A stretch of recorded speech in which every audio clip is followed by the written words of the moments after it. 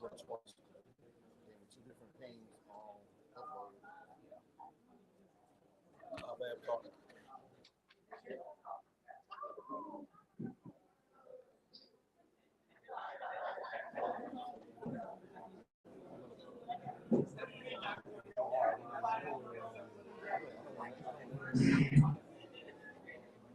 Tech support, nothing. So you still enjoying your position? We are tech support, man. Wherever we go.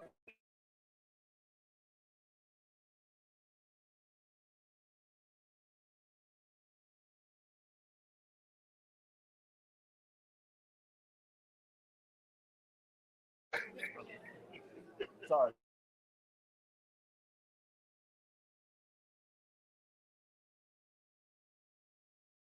But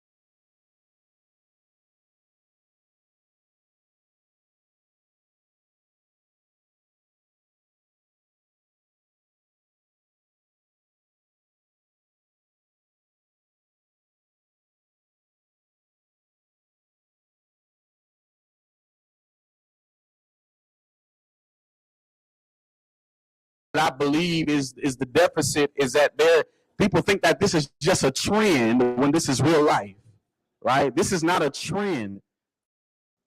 Trends come and go. Trends live and die.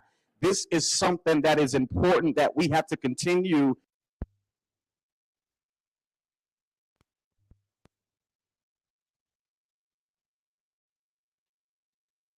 We educate ourselves to be able to make sure we carry out the work that God has given us for such a time as this, for such a time as this, right? For such a time as this. So don't just be here, right? Actually maximize this opportunity. Get to know somebody else that's here. Listen, right? Use your voice. There's a sign-up sheet over there in the front area. You have the opportunity to be able to share your story. If you have been alive, right, when these things were going on in the 50s and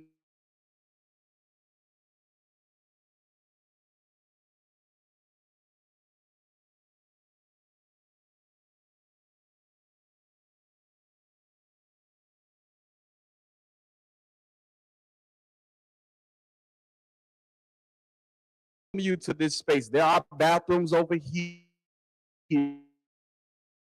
right? To my left and to your right. And so I know y'all see that food behind us. I'm here to give directions.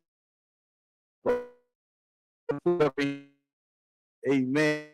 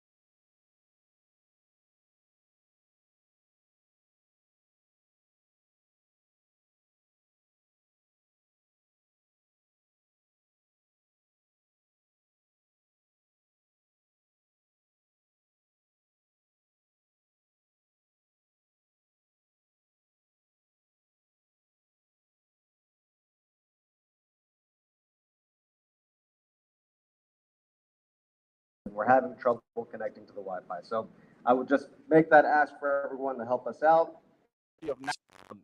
So we represented plaintiffs in DeSoto County, the DeSoto County chapter of the NAACP, the Delta Sigma Theta, Sorority Incorporated, Mr.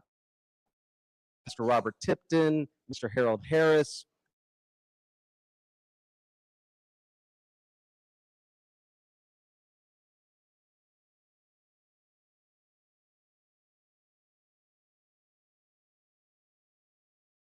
Went through a redistricting process in 2022 that drew the Board of Supervisors as well as the same districts for the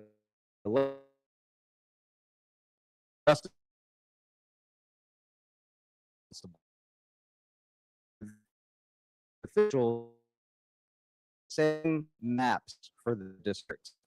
And in Southaven County,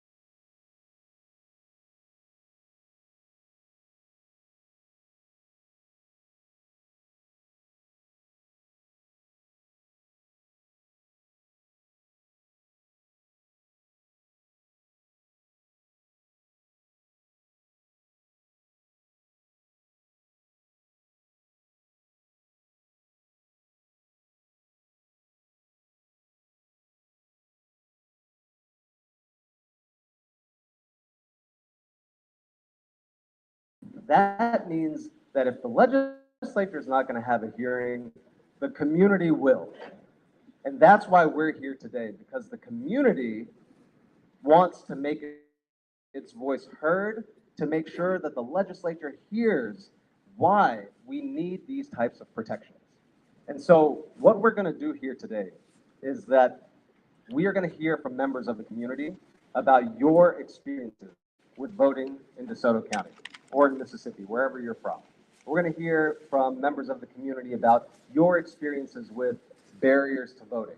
We're going to hear about your experiences, whether it's long lines or difficulties casting an absentee ballot, difficulties registering to vote, polling location changes at the last minute without any notice, ballot shortages at the polling place, issues with poll workers. All of these types of things are things that we want to hear from you.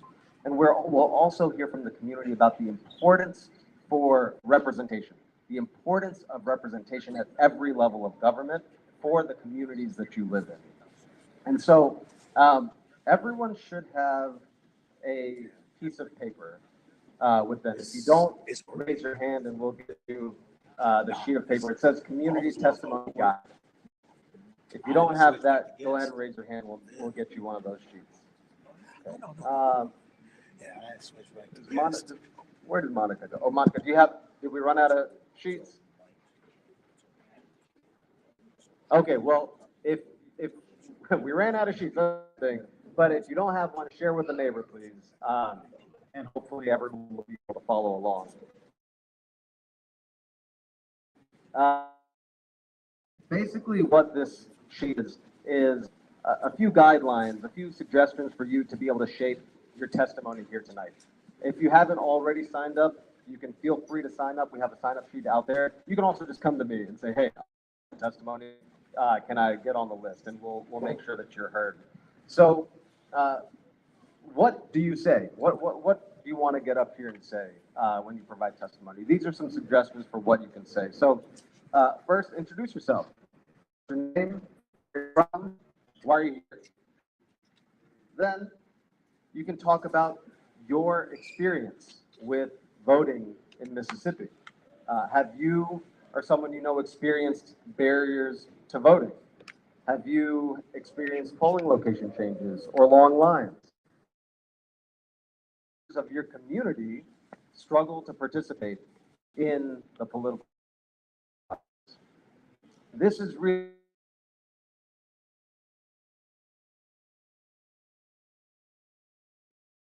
lived experience. Then you can talk about your community.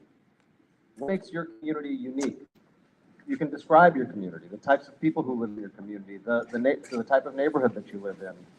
What are the issues that matter to people in your community, and why is it important that your community is represented by people who value those issues, who fight for those issues?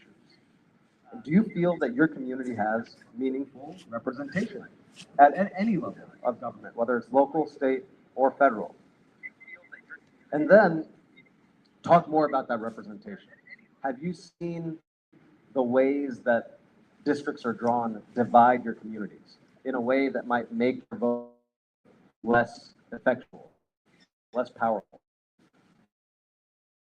Why does all of this matter? Do voting rights affect your family, your neighbors, in future generations? What would a stronger democracy in Mississippi look like? And this is another important part. We're not only here to talk about the problems, we're here to talk about the solutions as well. And what we need to hear is we can't just have these conversations with a small group of people in Jackson or in Washington, D.C. about what our solutions should be. We need to hear from community members about what you believe the solutions are to the problems that our democracy is facing. And so what changes would you like to see made, whether they're by the Mississippi legislature, your representatives in Congress, or your representatives at the Board of Supervisors? What protections do you think that voters here in Mississippi need? And what do you hope would be included in a Mississippi State Voting Rights Act? What do you hope that that type of legislation would accomplish? And I want to remind people here, you are speaking to everyone here in this room, but you're also speaking when you're providing testimony to your leaders in Jackson and your leaders in Washington, D.C. That's who your audience is. The people who are making policy, those are your audience. And the reason that I say that is because we are going to be taking down the testimony. There's a court reporter over there by the door. Thank you for being here, who is transcribing testimony here today. And we have the testimony being recorded as well. The reason that we're doing that is because we want to create a public record. We want to create a record of all of the experiences that folks in here will discuss tonight. We want to create a record of the ideas that you have for solutions. We want to create a record of what you believe your community needs, because that record we can then take to Jackson and submit it alongside a Mississippi State Voting Rights Act. And we can say, this is why we need this type of legislation, because we have testimony from community member after community member saying that these are the protections we need. We can take that record and we can submit it with the congressional record in Washington, D.C. When the next Congress comes into session and debates a new Voting Rights Act, this testimony that will be provided tonight, part of that congressional record to support new federal legislation. And so this is not only a practice in talking about these ideas, talking about these experiences, this testimony will have real, tangible impact on our ability to advocate for voting rights in Mississippi and across the country. And so let me pause there. I know I just went through a lot, but before we go to the actual testimony, does anyone have any questions about testimony? Does anyone want to raise your hand and say, hey, I want to provide testimony, put me on the list? We can put you on the list. If not, don't worry. I will subtly pressure some folks to do it anyway. Any questions from anyone in the group? All right. So I'll talk through the format really quickly, and then we'll go ahead and get started. So the format is that folks will come up. Some people have already registered. Some people registered here today. I will call individuals up to present their testimony. They'll sit right here in the seat right here. And every speaker will have between 3 to 5 minutes to speak and present their testimony. You'll have a microphone here. So we start wrapping these up, and then we will move on to the next speaker. We also have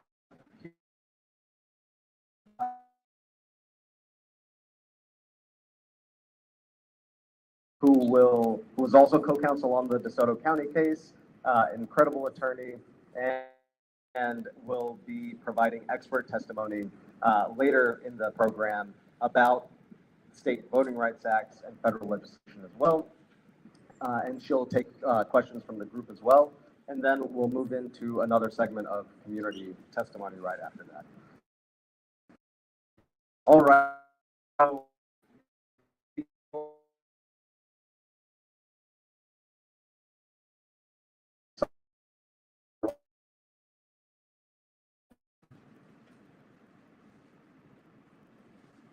All right, I'll invite Ms.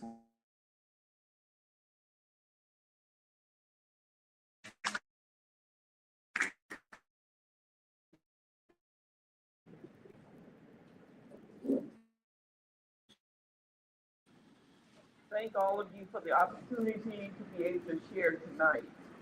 My name is Lovey West, and I reside on Boulevard, Olive Branch, Mississippi. I want to share just a little about my I come from my youth experience. I was born and grew up in Holmes County, Mississippi. Over in the Delta part. One of the poorest counties then, and one of the poorest counties now.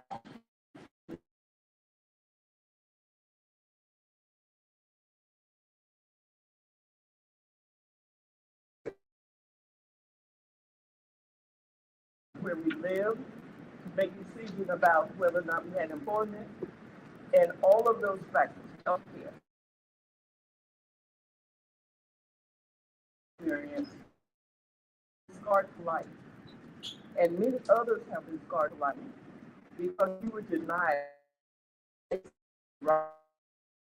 When I hear phrases like "Make America Great Again," it sends chills up my spine because I know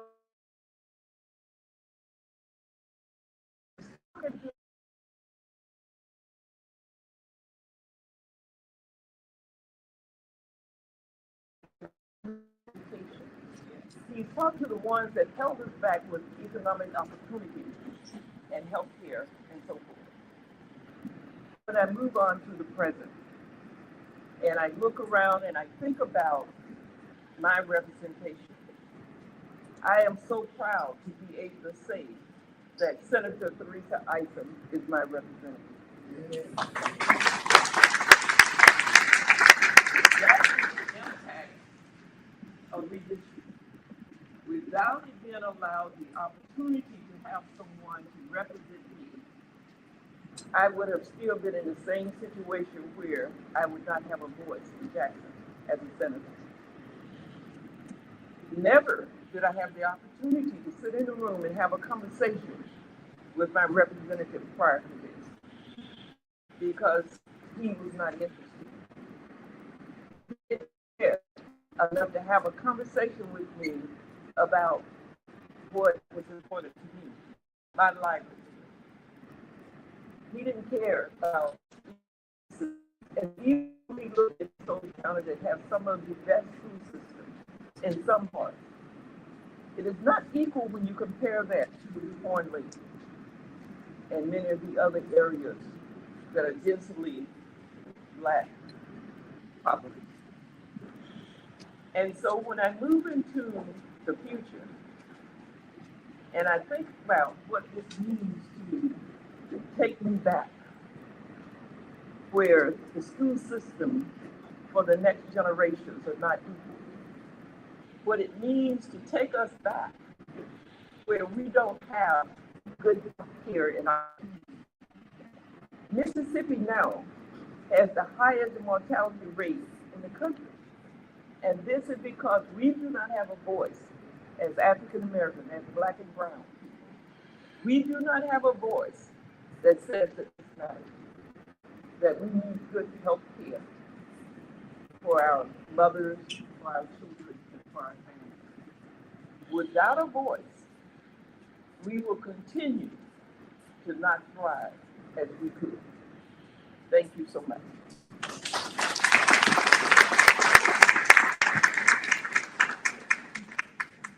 Thank you so much, Ms. Lovey West. That was incredibly powerful testimony. We really appreciate you. And I'm sorry that I didn't give you a heads up that I was going to call on you first. But we really appreciate you. Next, we're going to call up David Ray Smith Jr. Let's give it a hand.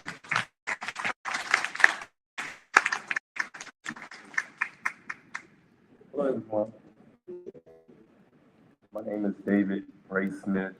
I attended Lake Cormorant High School out of DeSoto. I graduated there in 2021. I'm 6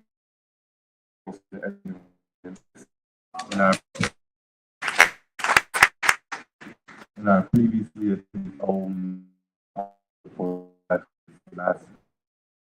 But I'm here today to talk about DeSoto County's new population. Just wanted to like a call to action. I have been noticing for years that the county has drastically changed the demographic, especially where I grew up near Walls and Lake Cormorant. I've noticed that the schools have turned mostly all black. Horn Lake High School was pretty much the same way when I was in high school, and now I'm seeing the same in Olive Branch, Southaven.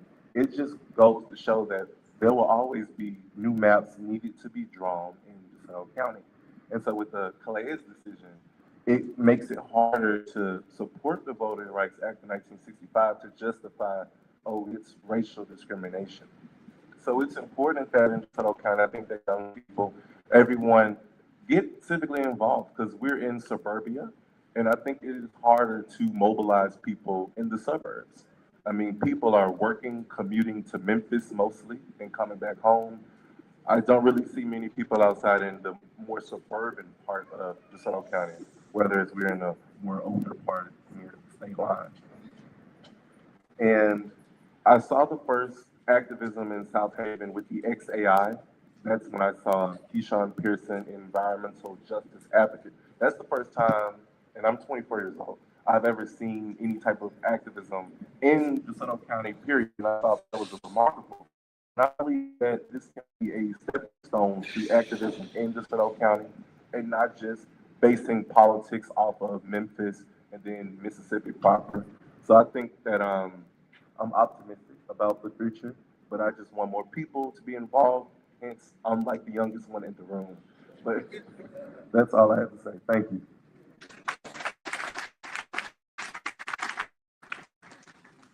Thank you so much, David. I didn't realize that you were 24. You are. You make me feel old. All right.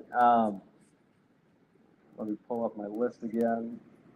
Next on our list is Miss Shantae Walton. Shantae Walton. Is Miss Shantae in the room? Or she might not be here yet. All right, we'll put her down on the list, and when she gets here, we'll call her up. Next on the list is Miss Diane Black.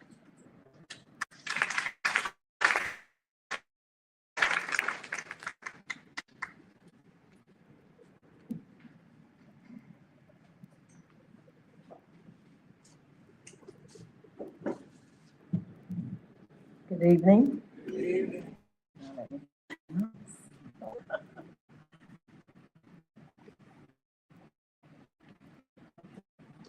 I have lived in Mississippi all of my life, and I live in Olive Branch, Mississippi. And I'm the first Black woman to run and win a major party primary twice.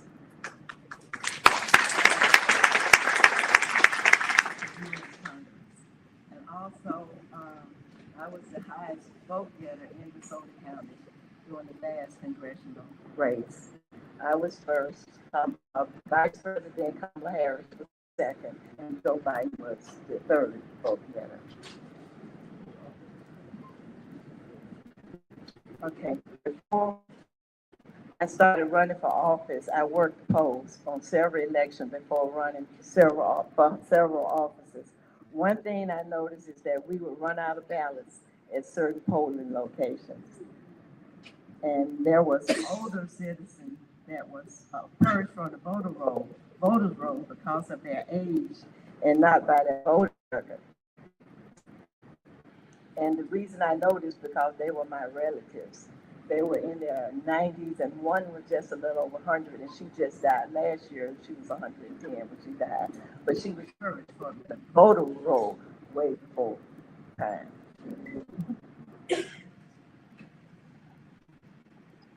Help. And another thing, I called the commissioner and asked why did she take them off the voters roll, and her response was, I thought they were all dead.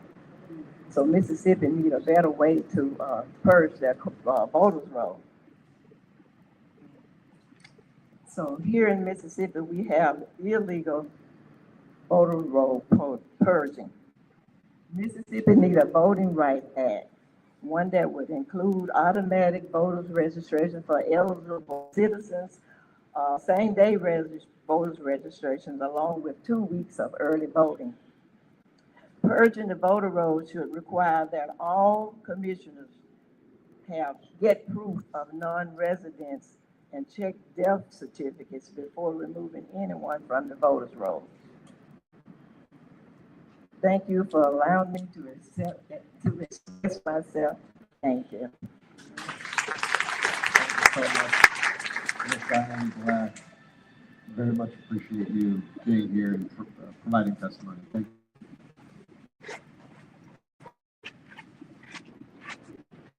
Okay, next on our list, I have Miss Nellie Sanders. I invite you to come up and provide testimony, please.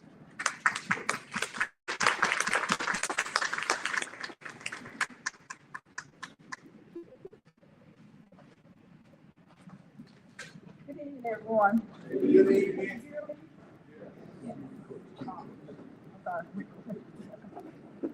I'm Nellie Pettis Sanders. I was born in Oxford, Mississippi. Okay. I'm Nellie Pettis Sanders. Can you hear me now? I'm Nellie Pettis Sanders. I grew up I was born and raised in Oxford, Mississippi. Ended up marrying a soldier, migrated, and ended up in Hernando, Mississippi to this day. But I say that to say, my father, Sheldon Pettis, was a strong voter. He knew the struggle. So he taught us, no matter what, you will not stay in my house if you do not go to vote. You become 18 years old, you have to vote. And that's something we have to install in the future generation. We all need to be responsible and go out there and vote. Now, going back to my past, I've been in school district. I had all the opportunity as opposed to schools that were surrounding us, like baseball or going down towards other areas around the area. But like I say, for the ones who didn't have the best school system, who didn't have all the things they needed and stuff, so that's why we need to stay on key and continue to prepare to go vote and make sure that we get our voting rights activated and keep them going forward instead of going backwards. We don't want to go back. We want to continue to move forward as believers now. Once again, as I said, having been in Oxford there and stuff and moving all over the country because my husband was military. We travel a lot, but we still came back home to Mississippi and stuff. And Mississippi is a great state. It's just that the people here, we've got to start realizing that we have to get up and do what we need to do. We got to stand for our rights, for not only for the future, but for ourselves now, because this is really serious. I'm a nurse also, and I see so much of what the big, beautiful bill they're talking about. We haven't seen the effects of that yet until December. That's when you see it. You see all these changes coming forward. And if you don't have health care, you can't survive. You got to have good health care. And that's something we want to support too and stuff. And all of that falls in line with when we go to the poll in November and when we go vote. Because if we get the Voting Rights Act and get all of that passed and stuff, we don't vote, we're still not doing our part. So we need to encourage one another to go out there and vote and do the right thing and stuff. No one can tell you which way to vote, but you can see, as I said, you can see pretty much your idea of who you want to vote for if you want to see democracy stay alive in this country.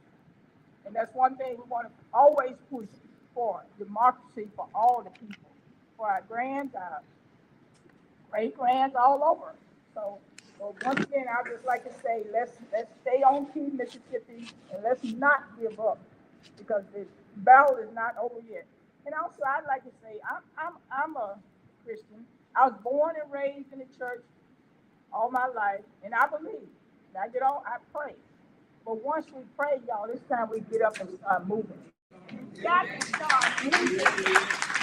When you come off with your prayer, it's time to get up and get the moving.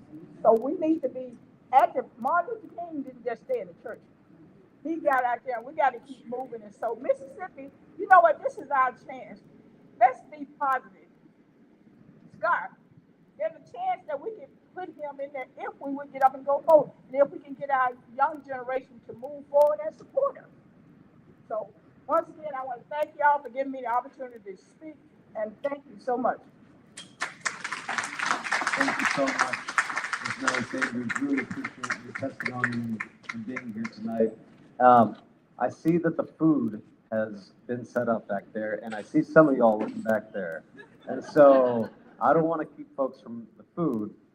We'll do one more piece of testimony, then we'll take a quick pause for about 5 minutes so that folks can get up, grab a box, and then come back to your tables, and then we'll restart our testimony after that. And so the last person for this segment that I'd like to call up is Mr. Chris Sanders.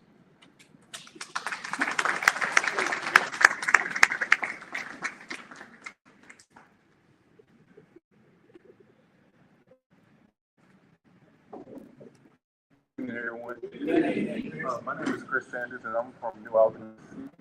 And I just want to say, with this new bill that they're trying to pass or whatever, I feel like it's starting for something else. Basically, to go towards the 14th Amendment, to take us back to those days. And I mean, I haven't had some of the experiences that some of y'all have had.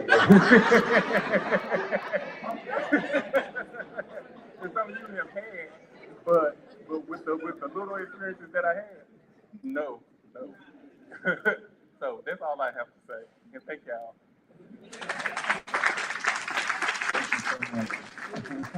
You caught yourself. I saw that.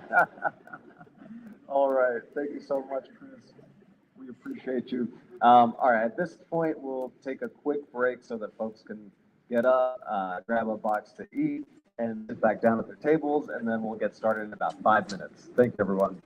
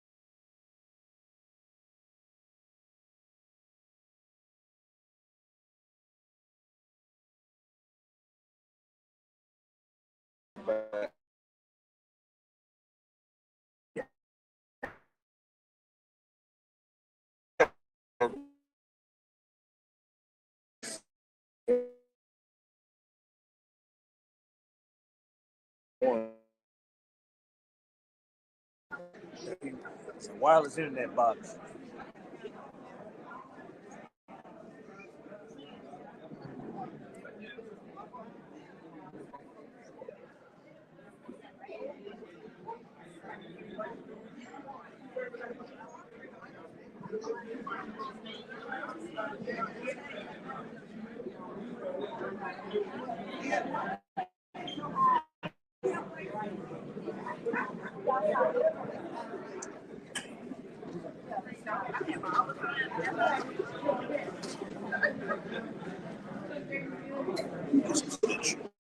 He got the box. Okay.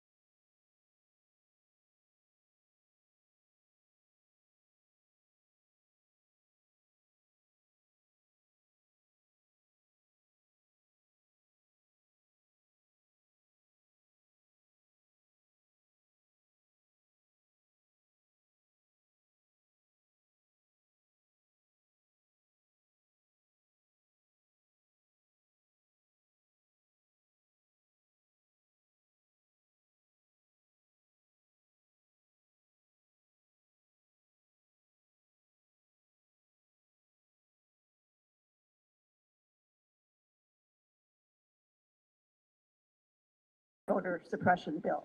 So there's creativity, there's perseverance, and there's an ability to mobilize around something that's positive, fighting for something that's positive and affirmative and that will move the ball forward rather than just fighting against bad of the Mississippi legislation. So, yeah, I think the South really, as always, provides inspiration for their sister states and for other state VRA campaigns. The ability to use a piece of legislation like this as a mobilizing tool to get people excited about voting, lobbying days that emphasize the intersection of voting and all other issues that are important to the community, and virtual and in-person community teach-ins. There's a lot that can be done around continuing to mobilize and continuing to advance an affirmative vision of what voting rights can look like here in Mississippi. Thank you so much, Brenda. Let's give Brenda a round of applause. Brenda has a tremendous amount of experience working on voting rights litigation and policy across the country. And so I want to give folks an opportunity to ask questions as well, based on anything that Brenda might have testified about just now, or more generally about questions that might be on your mind about voting, election, democracy in Mississippi. And so I'll open the floor right now, and I can bring you the mic if you have a question. I see a question right here. If you could say your name, please, before you ask a question, then ask a question. Okay, Deborah Williams. My question is about the issue of intent. I know that they didn't gut that piece of the Second Amendment, but I want to understand it better and why the goal to get to that is so very high.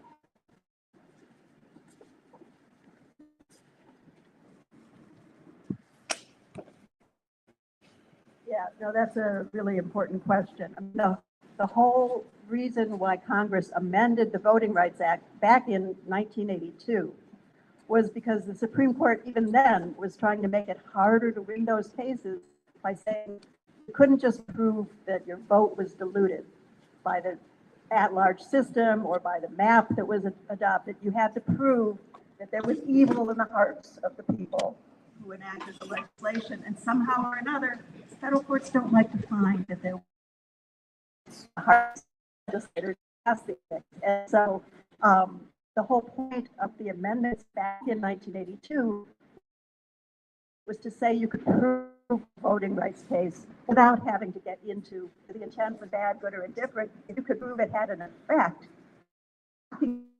out, like, you know, we saw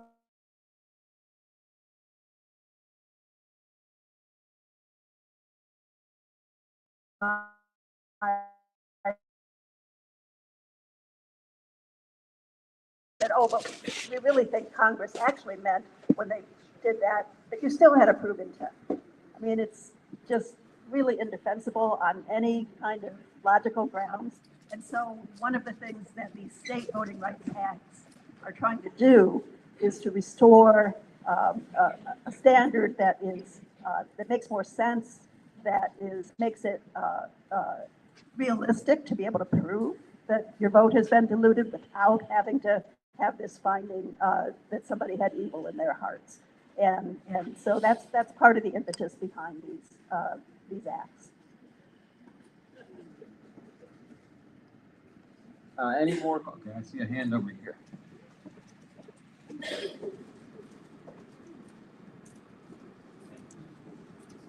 My name is Ken Beasley, and I'd like to just ask another question about the Voting Rights Act bill that was introduced for the state of Mississippi that didn't go anywhere. If it were ever approved, how would the groups that would, I guess, review all proposed changes, how would that structure? What I don't know what bill, what can you maybe delve a little bit more into it? what kind of controls would be in place to make sure that they did the right thing? Because, you know, basically we got a one-party system in the legislature.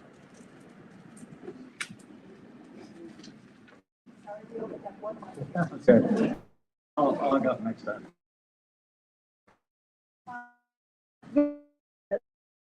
Is a nonpartisan mission that would be, appointed from among a group of eligible candidates who would be vetted by this commission, which would have representatives of organizations that have worked for voting rights in Mississippi. So the representation on this commission would actually be chosen by groups that are certified by the state as having been involved in advancing education about voting rights and the right to vote. And so that's the way we're trying to guard against it being, captured by the same forces that have been keeping us where we are on voting rights. If you have anything to add to that, Amir, in terms of the legislation, please chime in. No, I think that's exactly right. So we have another question over here. I'm getting my workout today. My name is Robert Walker. How is the Supreme Court decision going to affect the redistricting that just happened in DeSoto County? The case you all just won. I'll bring it back to Brenda. Well, unfortunately, as we've had to report, we didn't win the case. We did not win the case. The judge ruled against us based on the Supreme Court decision that came down in between the time we tried it and the time that he decided it. And so that's one of the reasons we're looking for other handles on how to make progress on voting rights in Mississippi. And, I should also mention, you probably saw that the new judicial districts in Southaven are being challenged by advisors who claims that they are unduly race conscious. And so we're going to be looking to many of the same folks who were involved with us in the county supervisor case to try to come in and have something to say in court about that as well. So yeah, the fight goes on. The fight goes on. All right, I think we have time for one more question. Do we have any other questions? Oh, sorry. I'll make an exception. Good evening, everyone. My name is Brian Hill, and everyone grew up, I currently live in Memphis, voted in Memphis and in Mississippi. And I've noticed over the years that now, when you vote polls, ask you what party are you with? Only give you a ballot that only listed, and I've noticed that changed previously. Before, you would have a ballot that had all of the parties listed on it, all of the candidates listed on it, no matter what their party was. Is that something that, I don't know if this is just because we're in a small town in Mississippi, or this is everywhere now, where they just give you a ballot with your party's candidates on it.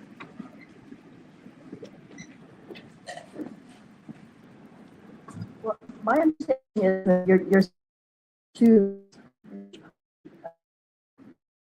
primary, you could want to vote in. So if that's not what's happening, that's a problem. That's not how it's supposed to run it.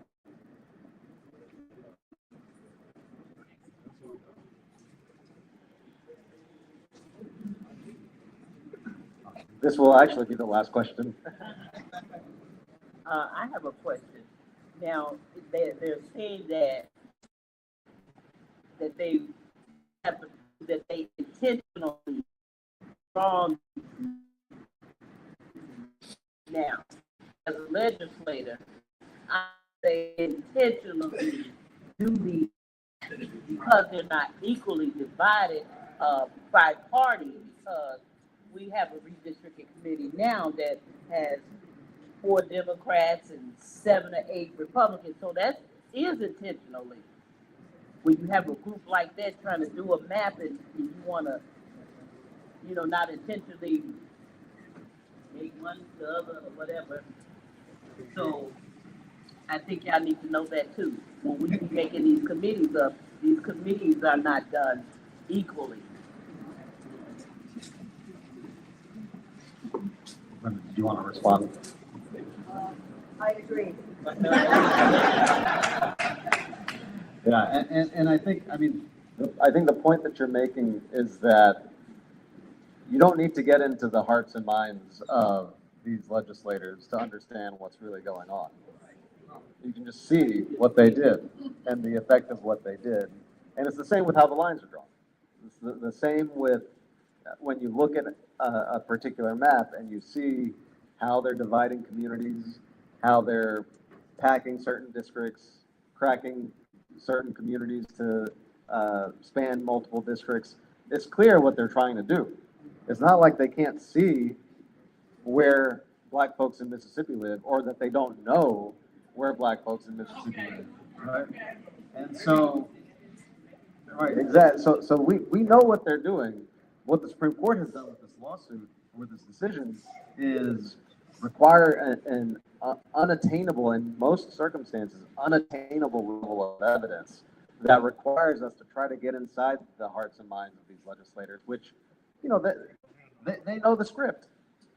They know what they have to say to withstand scrutiny now, because the Supreme Court has told them. The Supreme Court has said you could just say, I'm doing for racial reasons, but we all know the reality in Mississippi and across the South.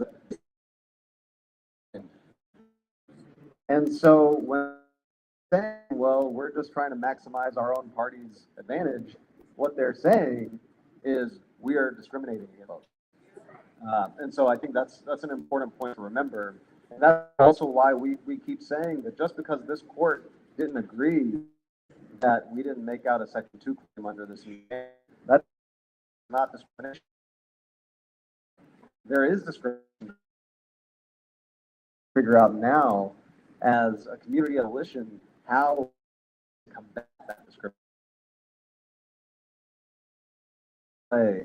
That we can start trying to fight back against what's going on. And so I really appreciate Attorney Brenda Wright for her testimony. Thank you all for your really great, insightful questions. Please join me in giving a round of applause.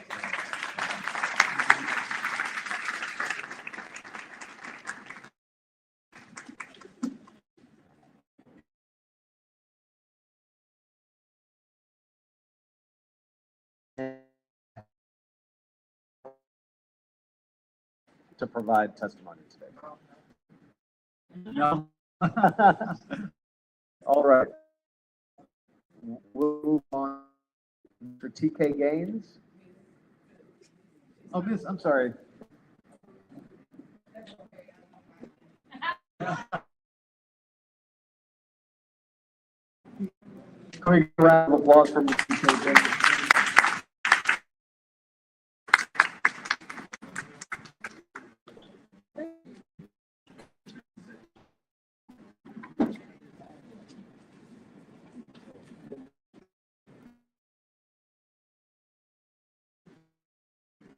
This is something different this is addressed to someone different, other than the people in this room right now. Elected lawmakers and those living a comfort without the cares that others have been forced to.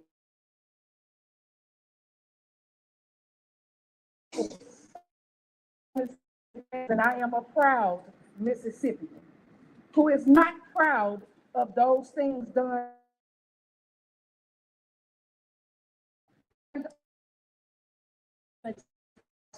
Christ, hindering the voting rights of some, thought of as inferior, will in the end not only hurt those you consider and a lower caliber.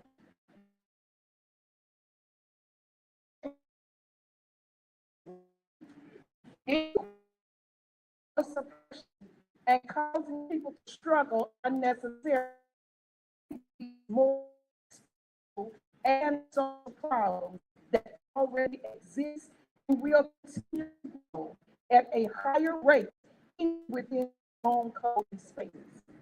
You see, we and want to succeed, thrive, and survive. Strokes,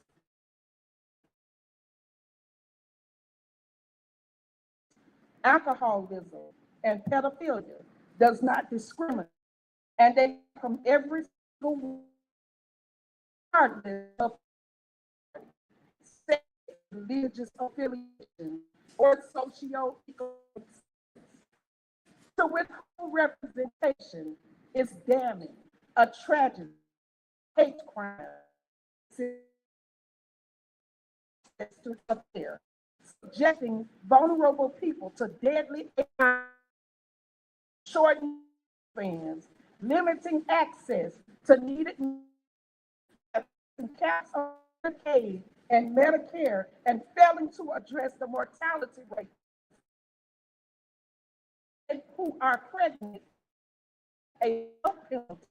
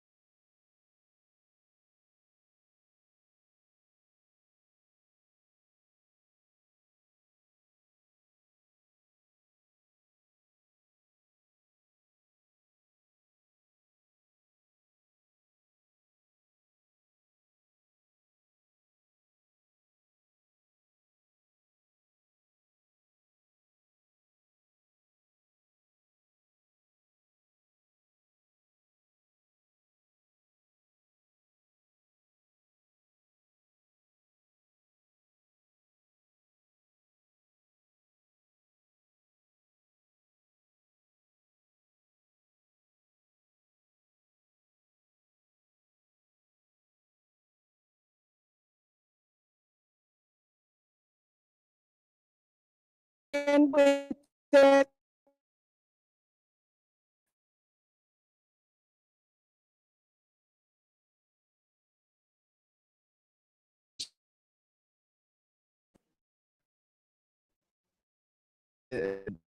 Importance position the different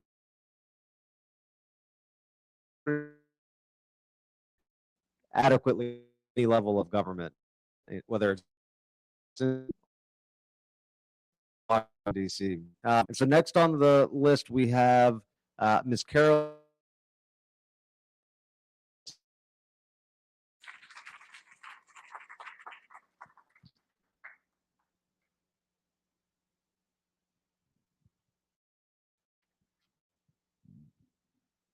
Good evening. My name's Carol. I live in Red Banks, which is a really rural area.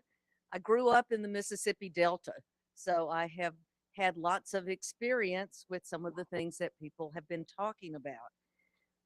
My background is I went to school, I got a master's degree. Mississippi said they couldn't hire me because they didn't want to pay me the extra $1,000 a year.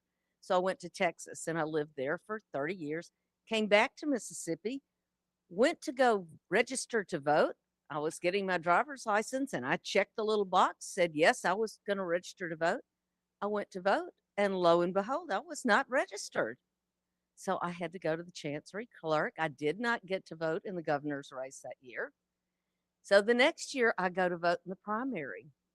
And this man sees me come in and he looks at me and he says, the Republican table is over there. I said, I know that. And I did not go to the Republican table. So once I got back to Mississippi, I have joined the League of Women Voters. I have gone to protests for No Kings. I have joined the North Mississippi Democratic Women. And I do call our legislators with 5 calls about every week. I think they know me. So why I'm here today is that voter suppression is everywhere. And we have to bring that forward to people so that they know. And with this SHIELD Act, people to check, see, and don't wait till that. The to vote is October 5th. So we make sure people who are registered are ready to vote. And when call in Marshall County, she's people they just don't vote. So we got to get out. Get someone who is going to represent you. And my area, there are so many rural people. Affordability is the big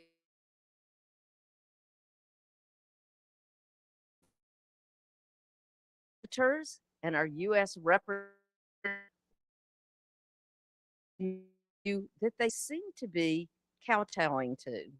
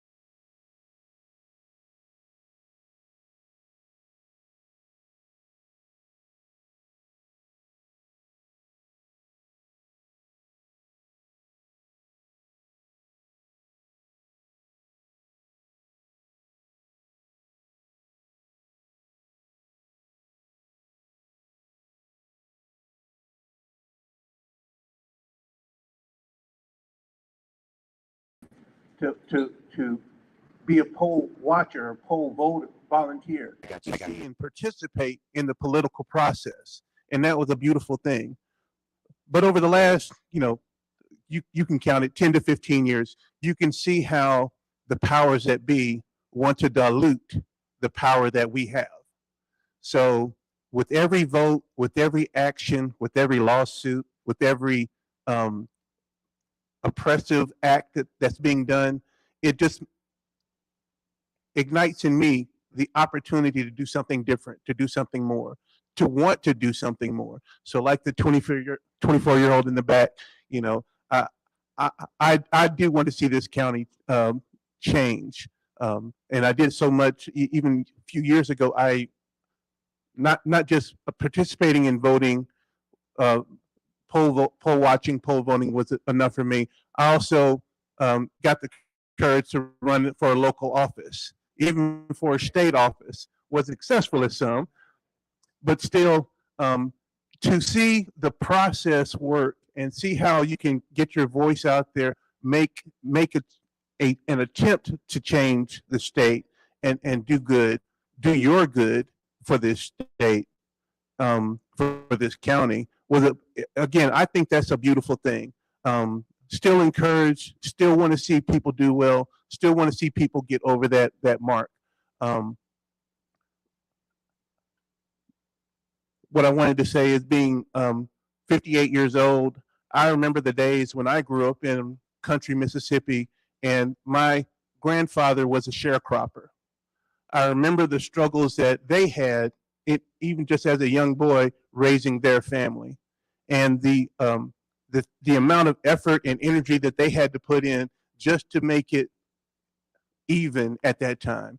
You know, the opportunities that are afforded to folks who have to struggle is just made that much more harder when people in power take the rights away, take the opportunities away, and don't provide any fair representation in doing those things. It motivates me because I used to see my folks participate in strikes. I used to see them participate in protests. I used to see them participate in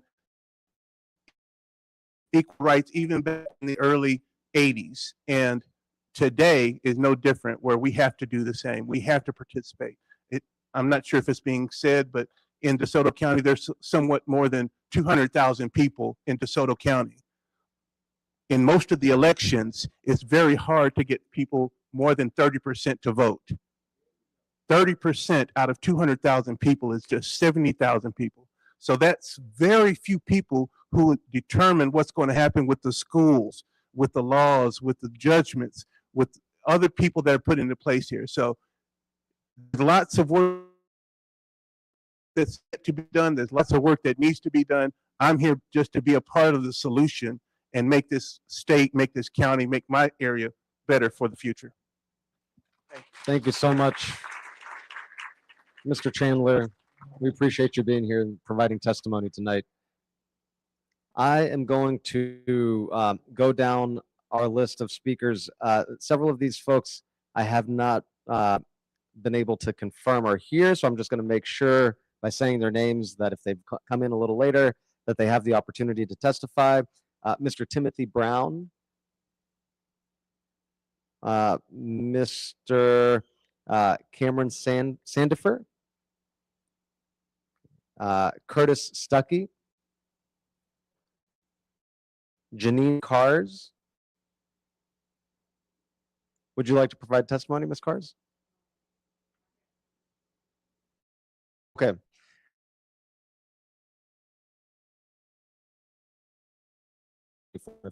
If you will do, okay.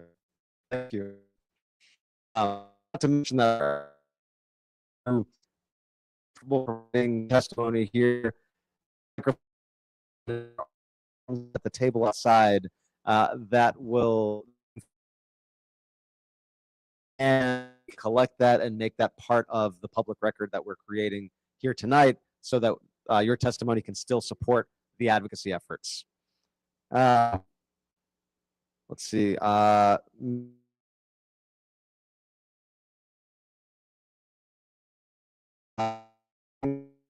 on this list that I haven't been able to confirm. Okay, and then on this list, I have to wrap up our testimony, Mr. Goddard.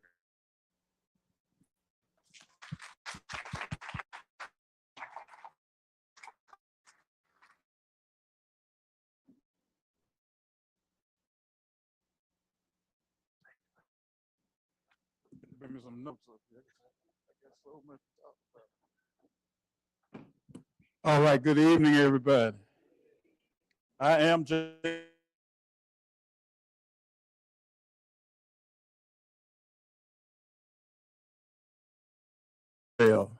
I've been here that long, but I moved from the central part of the state.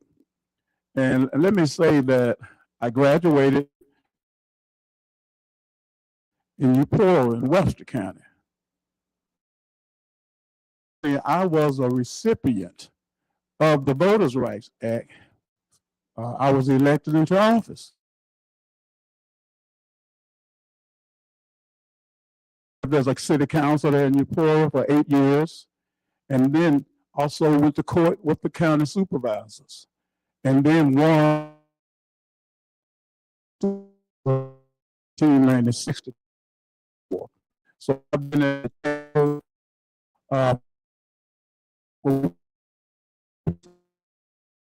and it's so purpose. It does.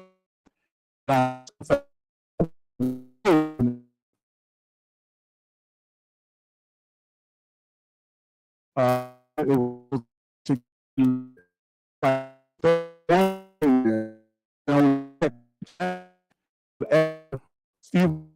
they me worked out.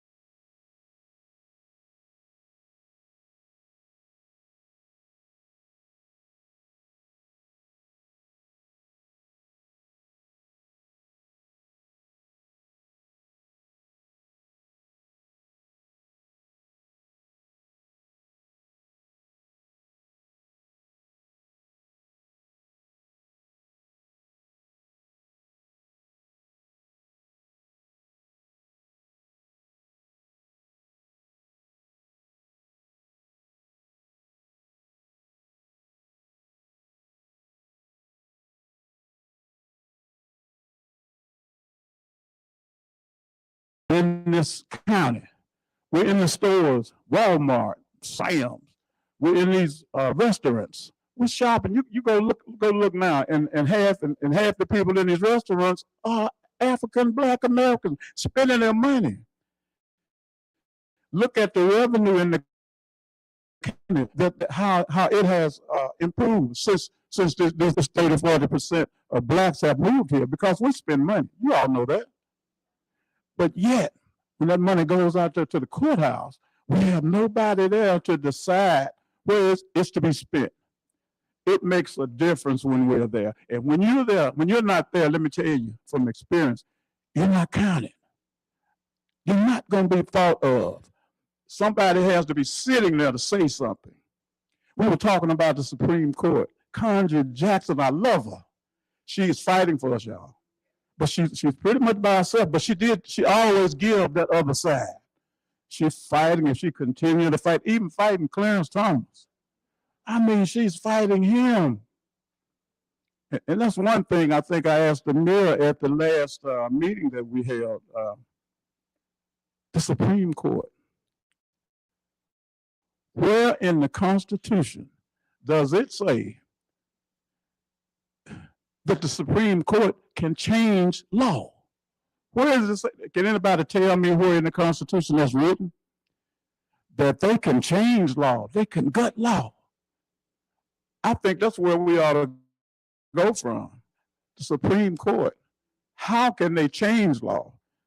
The legislature, the legislative branch, these people right here, they write laws. not the Supreme Court. They're supposed to study, interpret, rule, not go in there and change it because that's the way they feel. And that's the way I feel about that. Again, my past experiences was which led me here to DeSoto County. When I moved here, my wife and she retired from the school system, and I was an all-state agent at this time. And so we just retired and moved up here and went out to the courthouse out there to change our taxes and get our tags for our car here. And I went in there, I couldn't believe it. I didn't see no black people. I say, what? Where am I? I said, what? And then I went to church on Sunday. I asked my pastor, I said, Pastor Lee, what's wrong with these black people up here? Because where we came from, we changed. We changed things. And today, there's still a black supervisor there. There's a black election commissioner. And in the city of Upole, we have a black mayor with 2 black aldermen. It changed because I was the first. I did the redistricting, sitting there. I learned how to do it by the lawyers. My good friend Rob McDuff died in Jackson. He taught me that. And I have sat there and drawn those maps. I had someone to ask me the other day, and to the most part, y'all, I don't mind if people don't understand, but ask the question so you can understand. This person said to me, how do we draw maps? How do we draw maps for a certain race? How are they gonna draw maps for a certain black? A black? I looked at him. I say, how do they draw these other maps for all white? He turned. He said, "Oh, okay. I see what you mean." So what's the problem here? And let me say this before I go. And that's one of the main things I want to say it real fast, that we need to understand what redistricting is. A lot of people don't know it. Everyone does not know what happens in it. And I had to show him, they draw a map, they have the fixture, and they know what they're putting there. They know that there's 5 white dudes out there, 60, 70%. They know that. And they're going to try to keep it like that. And again, we won the case, y'all. The judge just didn't rule for, but we won the case. That's all I broke. So I got sit here for a while because I court Benny Thompson back in 2001. I was on that case. I was planning for that case to read all this when we lost one senator, congressman. Yeah. But I'm done, y'all. Thank you. I hope I didn't talk too much. All right. Y'all can see why I asked him to go. I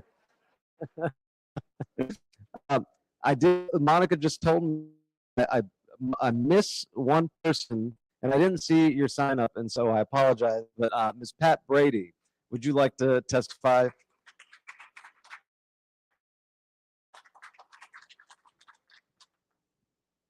Sorry about that. I didn't see your name. Thank you. Hello, everyone. Okay, I'm Pat Brady. I live here in Olive Branch, Mississippi. I get joy in serving because I'm from Winona, Mississippi, and that is where Fannie Lou Hamer was terrorized in 1963. I was 3 months old. So when I was old enough to understand what really went on, that jail cell was less than a mile from where I grew up. So I know that by all means, I have to work. I have to register first-time voters.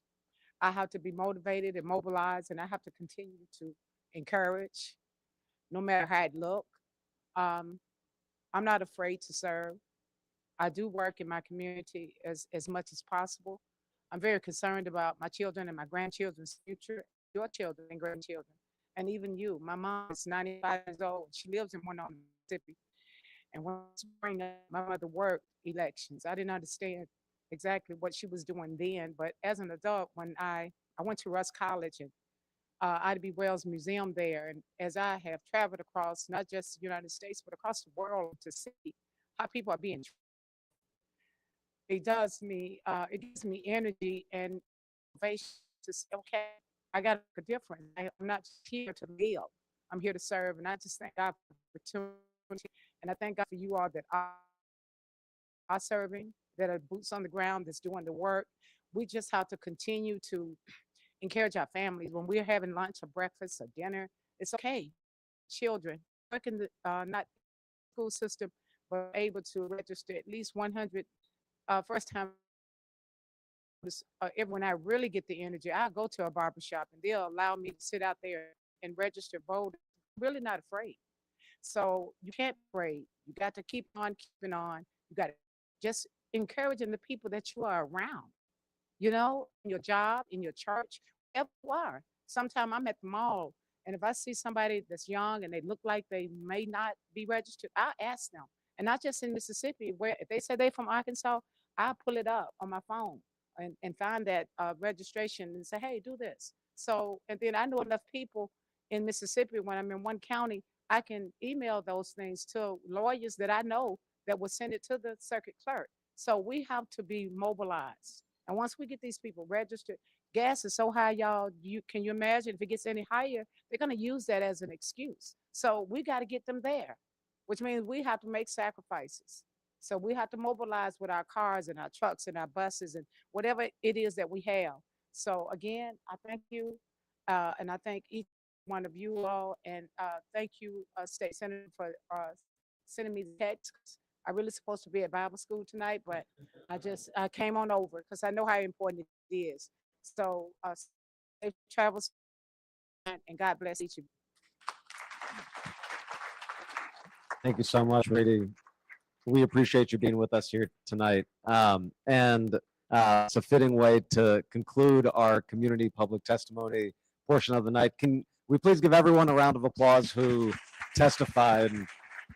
I know it's not easy to get up here and speak in front of a microphone, and so it takes a lot of courage to be able to do that, to be able to provide testimony about your own experiences.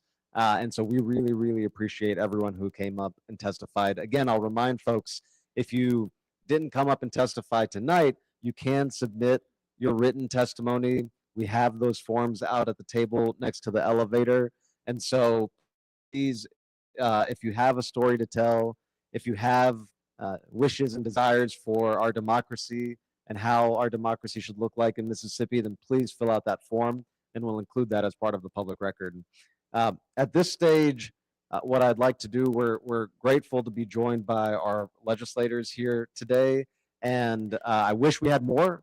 I wish we could have had every single one of our legislators here tonight, but we do have several of this community's representatives here tonight, and I want to give them an opportunity to respond to the testimony that was provided here tonight. So I'll invite Senator Theresa Isom, Senate District 2, to provide the legislator's response.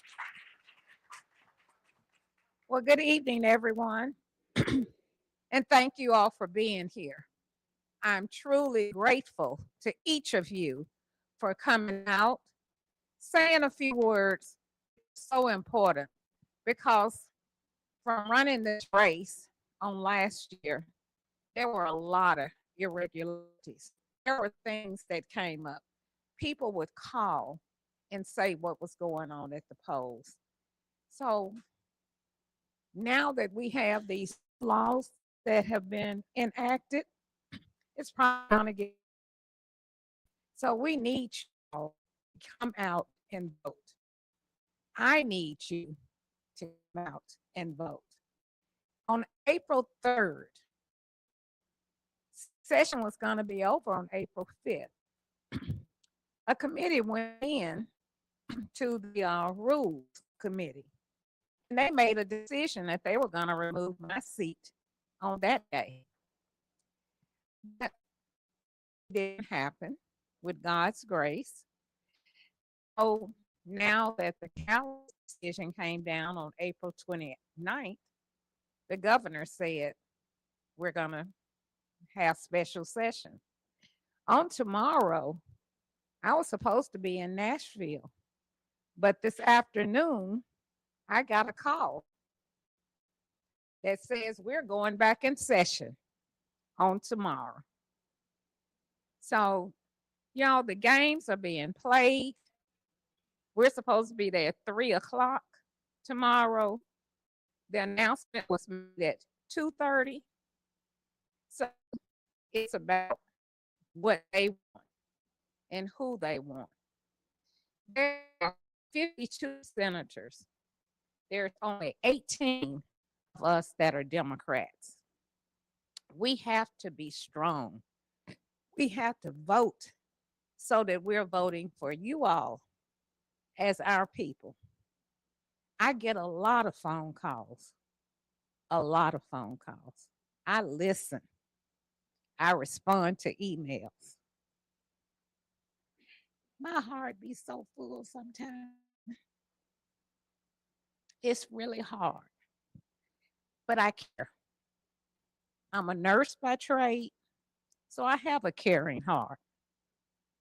What I hear when I hear about the children that are being mistreated, I hear about the elderly that don't have enough income.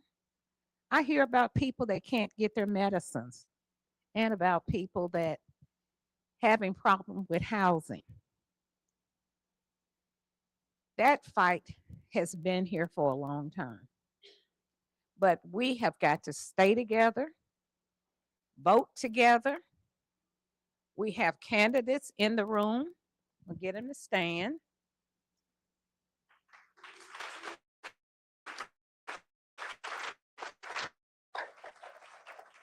That's Cliff Johnson. He's a civil rights attorney. He has worked hard for us as a people. The things that's going down right now in Sanatobia and also down at when talking about, the kids being killed. How many Black people do you know gonna hang themselves? We don't normally commit suicide. I am a mental health nurse as well. That's just not one of our traits or things that we do. But it is so many young Black people that are being hung and they are putting it down as suicide. We have got to keep fighting, got to be strong enough to say no more. No more. I love my grandkids and I want to see them become adults. The future that's being presented right now, because the way things are being changed, they won't have the same opportunity that I've had as a lady coming up.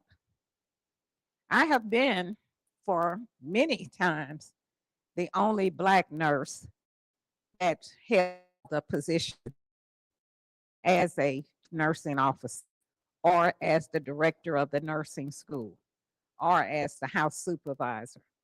So I'm the only one. So my boss told me, stop fighting, because I fought the governor of the state of Tennessee. I don't mind fighting. I don't mind. And I'm going to continue to fight. Y'all help us. The way you can help, come out to vote. Get your people out to vote. Bring somebody with you. On Sunday, we did voter registration. We asked, I know everybody's not registered, but I don't know why people are so afraid. In 2024, many of you may have heard, I registered 298 people when Kamala Harris ran. That's a whole lot of people. 35 voter registration drives. Sometimes I wasn't planning, but I was trying to do it for Kamala Harris and for the other Democrats that we need to get in office. So, because mega is not for us, that is not for us.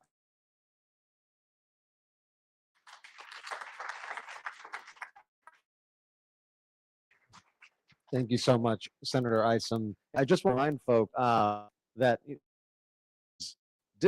was created as a result of Section 2 gave the NAACP several of the lawsuits the state legislative maps, and because they discriminated against Black voters here in DeSoto County, and that district was created a successful action. So it's incredibly important we continue to protect those districts, protect voting rights, to protect fair redistricting, and to pass policies and legislation would help prevent the rollback. So here talked about being afraid of. And so again, Jack,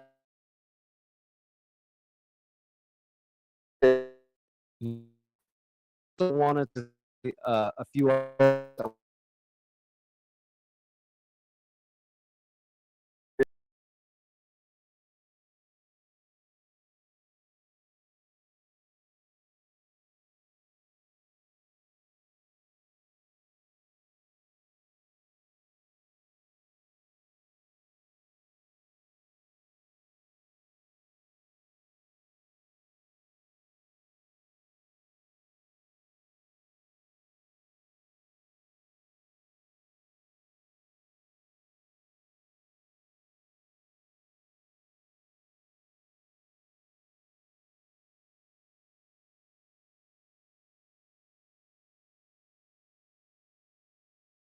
I also wanted to, in addition to our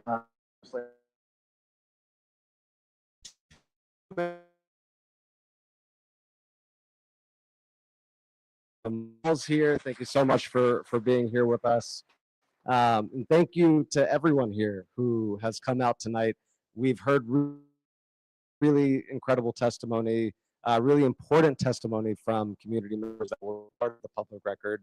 And so to close things out, I want to have the mic off to a community member here in DeSoto County who is going. Thank you so much.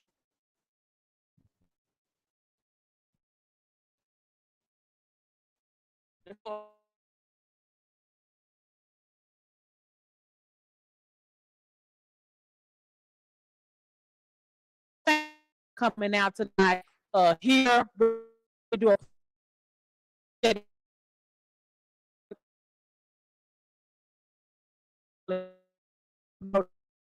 but to ensure that we are always welcome back in the space that we occupy, I ask that we leave it better than that we found it. For all of my Girl Scouts here, so we do have. Please clean up your area and you leave out.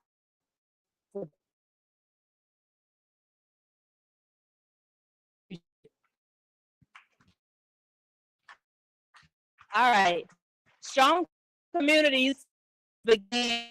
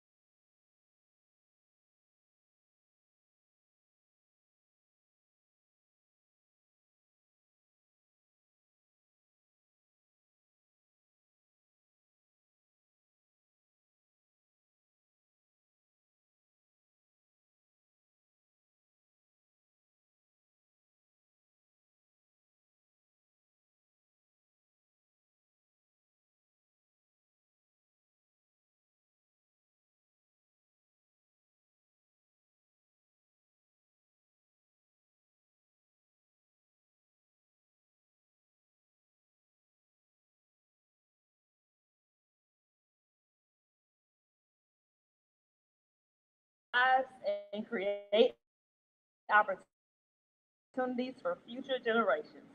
Together, we will build a Mississippi where every voice is heard and every is represented. Be informed, be engaged, and be the change. Please stand and repeat after me.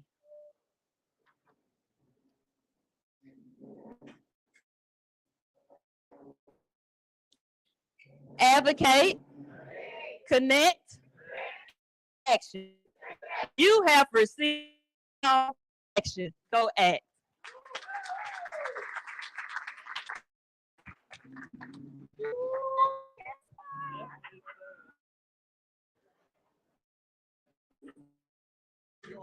So are they trying to